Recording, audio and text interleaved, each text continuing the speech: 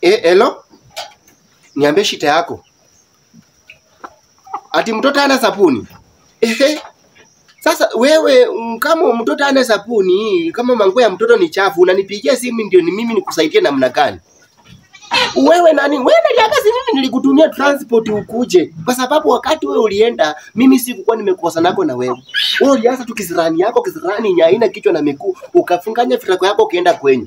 Mwenye watu wa kwenyu wakakutumia transport. Kwa sababu mimi sikukupea transport. Umesikia? Umefika kwenyu.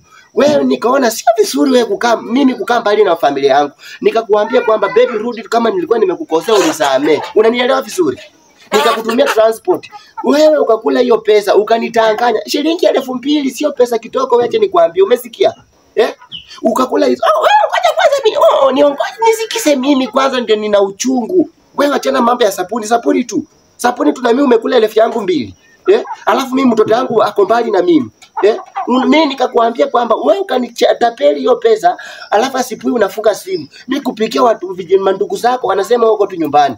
Unafikirianga unanibeba mimi kama makali yako, si ndio? Hata kama ni ati uko na makalio mazuri Mwenyezi Mungu alikubariki nayo, lakini sio ndio chanzo uko unaanza kuniteza, kunizungusha, kuniumiza moyo, kunichanganya akili. Hata kama wewe ni beautiful, lakini you must be respect. Unasikia? Mimi ninajinyima kwa sababu yako, wewe umeenda kwenu. Sasa hizi wakati umeanza kusota unataka kuniambia kwamba ati hauna sabuni. Mimi usinisumbue. Wewe ukitaka mimi na wewe tuweze kumaliza mambo yetu, mimi upande kari ukuje.